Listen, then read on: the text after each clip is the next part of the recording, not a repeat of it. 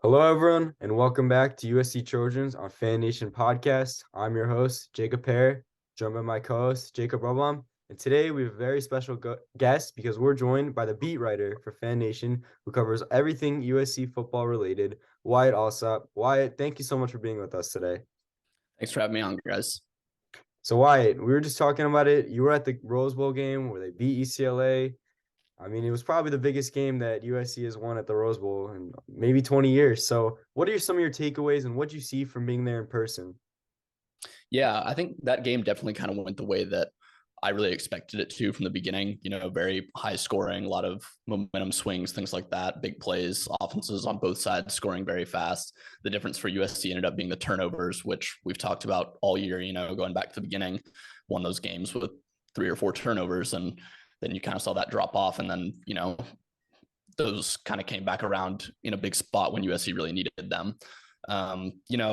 I wasn't surprised that USC's defense struggled to get off the field at times when they weren't forcing turnovers. And I really thought that when they gave the ball back right there at the end of the fourth quarter, I thought there was a really high chance UCLA was going to drive down and score. But, you saw Corey Foreman stepped up, made the big play. So When you talk about Corey Foreman, I mean, this is the guy who was number one recruit just 2 years ago. There was even a billboard put up for the guy when he committed to USC, making a symbolic thing that this was going to be the change of the recruiting process for USC.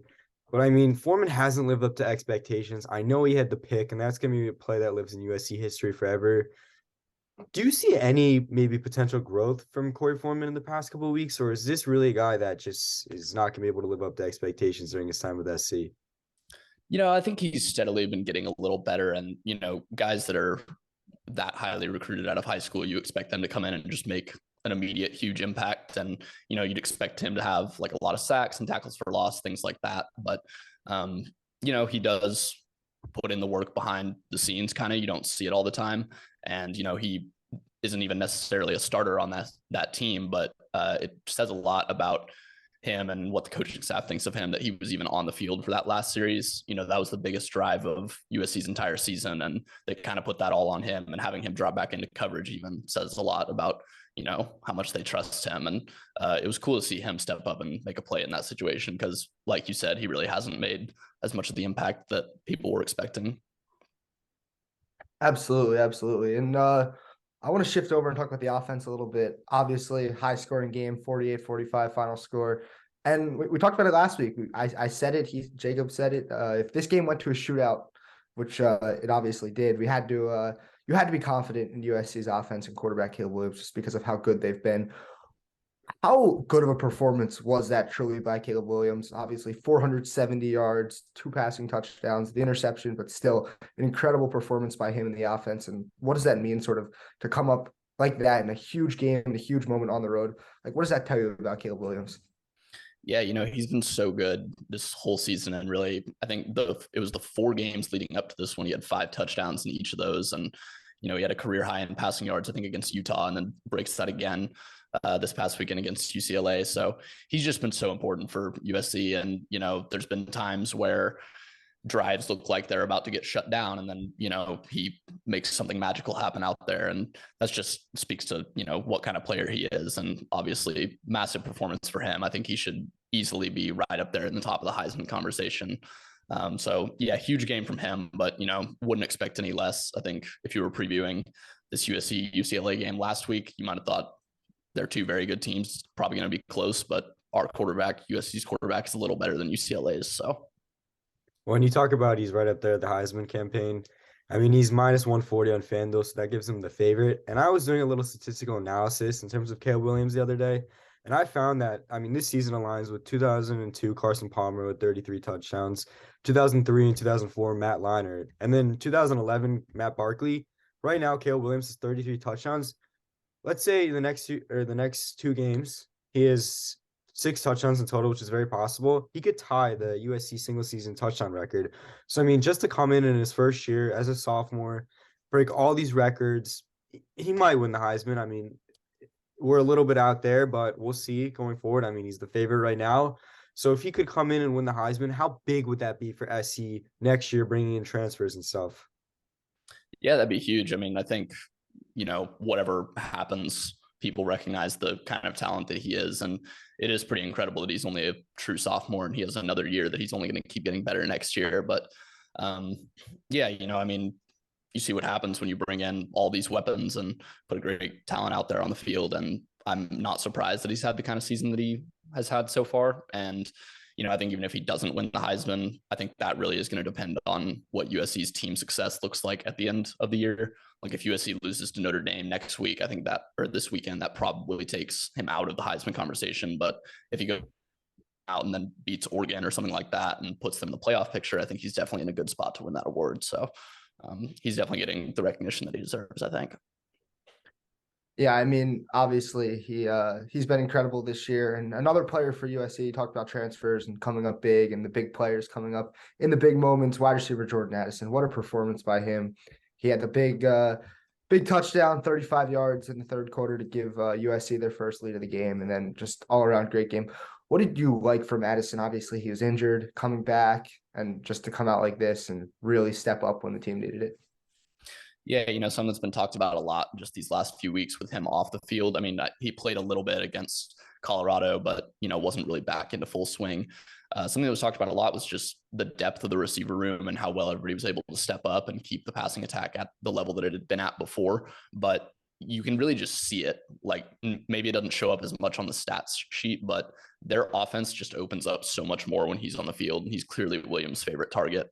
I don't think he targeted any other receiver more than 5 times Saturday night and threw to Addison like 13 times. So no, he's huge and very important player as well. I think it's really incredible what he's been able to come in and do as a transfer.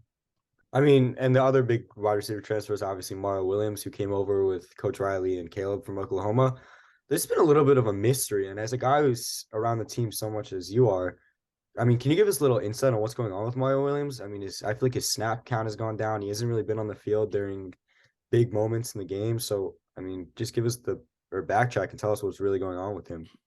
Yeah, it doesn't get talked about too much. I think it was leading up to the Arizona game on the road a few weeks ago. He suffered like kind of a setback in practice and was expected to be able to go for that game. And then he was dressed and stayed on the sideline. And then he hasn't played at all until this past weekend where we kind of saw him on the field a little bit. He was getting snaps kind of throughout the game, but he was only thrown to twice, had like one catch for 15 yards and had a drop on another play. But yeah, I mean, I think it's probably going to be similar to what we saw with Addison. Missed a few weeks, comes back for one game and plays a little bit just to kind of get back in rhythm. And then, maybe he's set to really start producing a lot at a high level again this weekend against Notre Dame. Kind of similar. They don't really talk about what exactly is going on with him physically, but we're expecting to see him again on Saturday.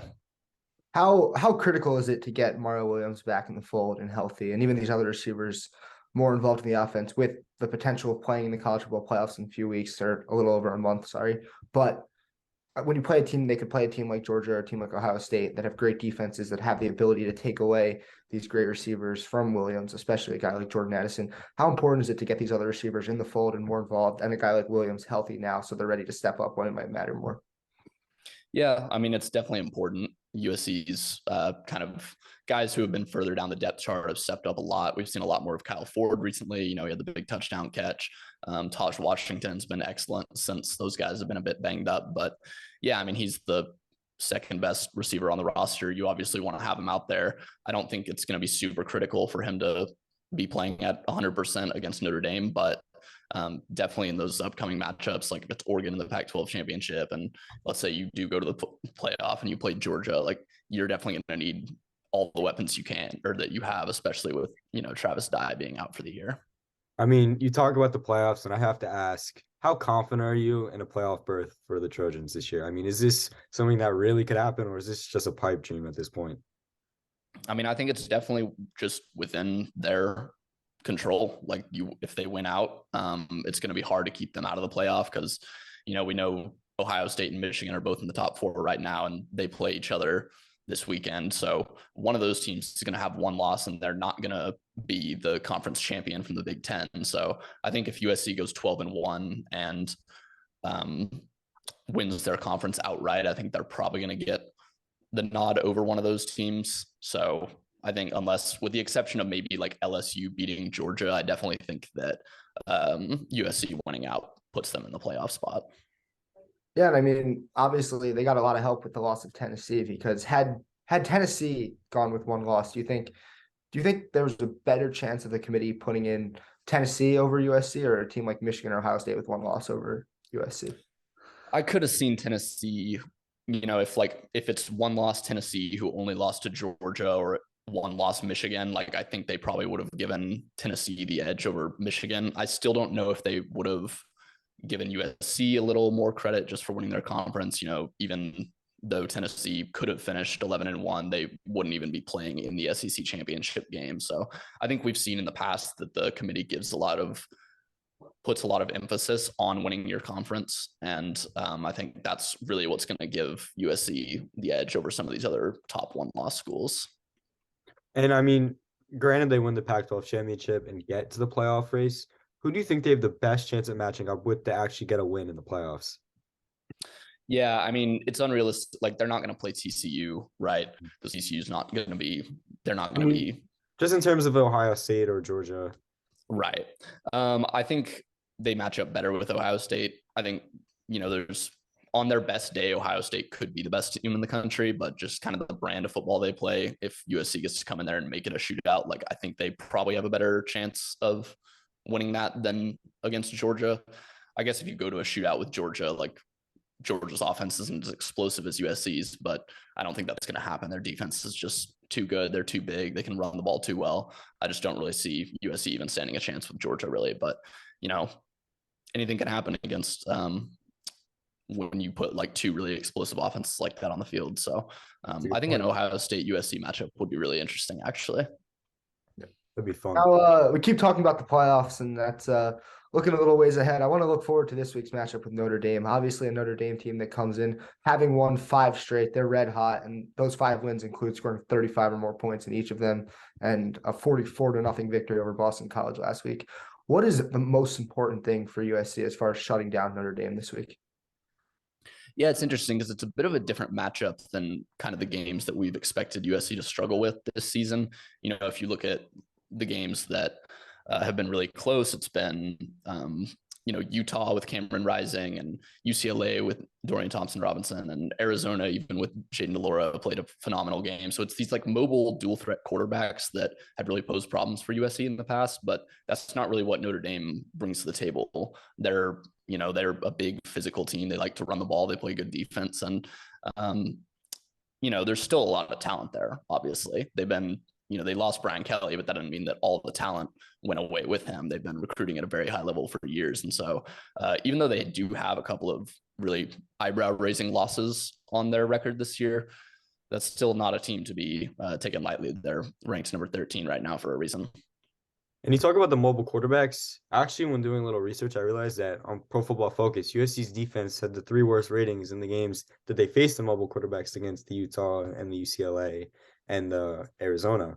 But now that they play Drew Payne, who's not a mobile quarterback, he's a guy. He does have a good arm, though. Who is a guy on defense that really just needs to step up in this game? Because personnel-wise, USC has just struggled this season. I mean, they really only have one player I expect to go to the NFL. But as a guy who's been covering them in practice, just who do you expect to step up in this game, and who needs to step up in this game to stop Drew Payne this weekend? Well, so I think one thing that would be huge for USC would be getting Eric Gentry back at full strength. He was expected to be good to go against UCLA, and he was out there on the first series, but he was kind of limping in like pursuit on a tackle, and they shut him down for the game. So we'll see if he's ready to go 100%. He'll be huge in, stopping the run game, especially, which then that translates to, it's harder to open up the passing game for Notre Dame as well. But, I think USC secondary has done a pretty good job given the personnel they have. And something they really struggled with against Utah was controlling, a big talented tight end in Dalton Kincaid. He had like 16 catches, and that's Notre Dame's best weapon too, and Michael Mayer. So, I think schematically it'll be interesting to see how they approach that, because they didn't really make an adjustment against Utah. But I think between the linebackers and the secondary, just stopping that threat is the key. Now, we obviously last week a shootout with UCLA. Are you expecting another game similar to that with how well both of these offenses have performed these past 2 weeks? I'm not. I think if it's a close game, I expect it to be somewhat low scoring because just I can kind of see Notre Dame just controlling, time possession, keeping Caleb Williams off the field.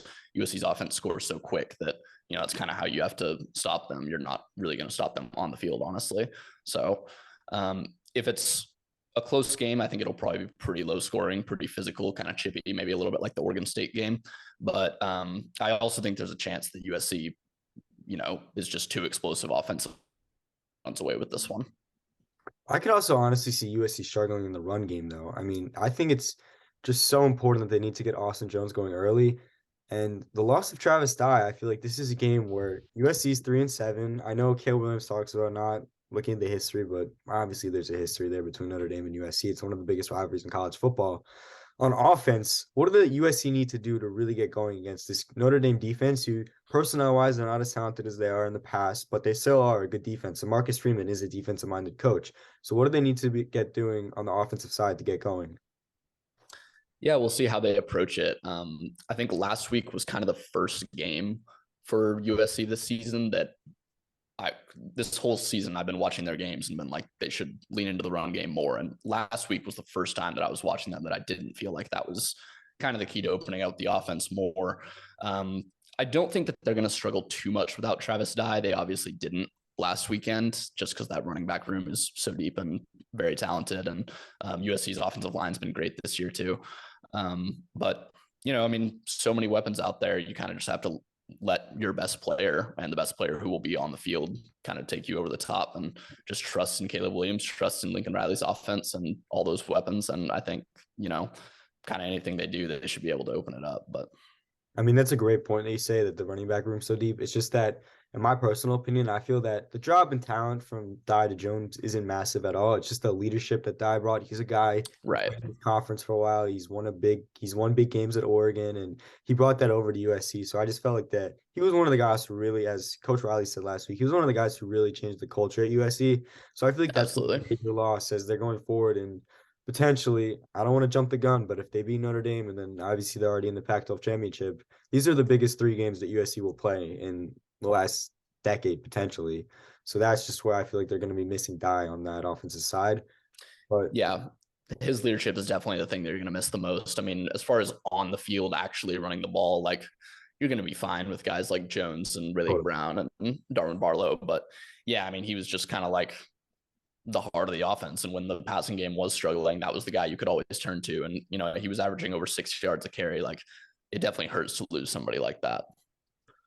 Yeah, and we talk about all these running backs that they have and it being a deep running back room. What about the importance of Caleb Williams' ability to complement this running game as a rusher? Against UCLA, 8 carries, 33 yards, including a rushing touchdown. How important is that for USC? Yeah, I mean, they don't do a lot of designed runs with him. He doesn't love to run the ball. He likes to, be able to stay in the pocket and not get hit.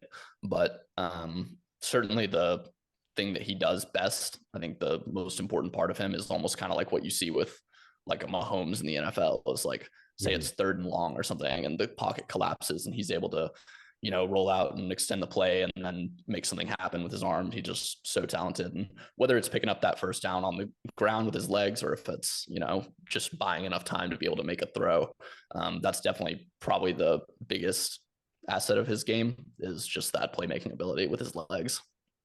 Totally. Well, Wyatt, we appreciate you coming on today and speaking with us, but I hate to put you on the spot, but I gotta give us a score prediction for this weekend's game against Notre Dame.